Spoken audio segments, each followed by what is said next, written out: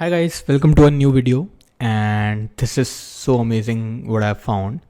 So basically I was very hesitant to use Webflow for few projects because of the rise of AI and stuff like that. I have to do some irrelevant stuff again and again.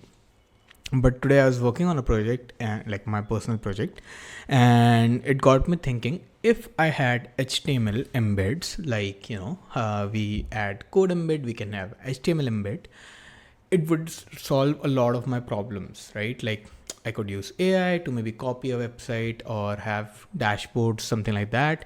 And I could do something amazing with AI. So I was thinking, is there any app which will convert HTML to actual Webflow components so that I don't have to even add embeds? I will add it to there, or I'll create my own plugin. But luckily there's HTML to flow, which is amazing. I'll show you how it's done.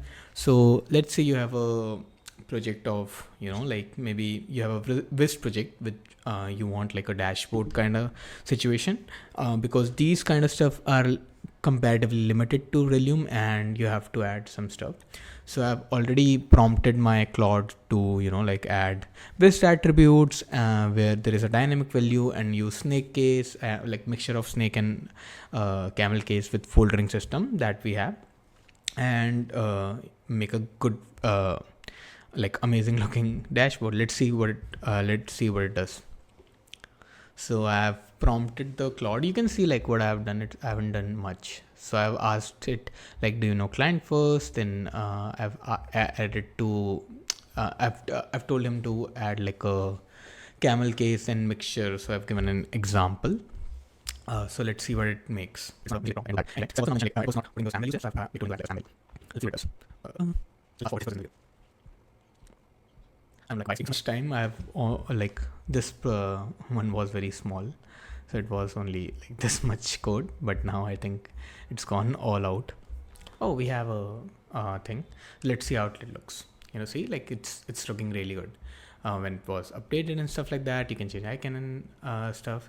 So let's copy it from here to here and launch our app. HTML to flow, launch app. There is one issue also, I'll tell you. So yeah, we have this, then we have style guide. So not the one. Sorry. Yeah. So I'm copying the style. You can only add CSS3, not Sass. So yeah, let's convert it. You'll see like it's automatically doing it. You see, like how cool is that? It also added like highlights and stuff like that, and it's amazing. You can also, because it's Claude, right? Like it's not any magic happening here. Like not you see like all the whole states are there. I've just tried it like literally 5 minutes ago, and I'm making a video about it because I got so impressed and so fascinated by it. So yeah, that's it. Like let's go to a value which is dynamic and see. Yeah, we have the Wist attributes and it's using our case, and amazing. Like we can use it directly in Wist and do that. Perfect. It's not using, like it's smart enough to differentiate between percentage sign and that. I'm pretty sure this is perfect. Like wow. Did it add like a negative? Okay, it's adding a negative class to it. Maybe we can toggle it with Wist. So yeah, but you see, like we have a good template to start with, where we have the name also with Wist attributes. We also have welcome back. I don't know why it has made welcome back on a Wist attribute, but yeah, like you have a good starter template to work on it, and you can make a lot of stuff with it.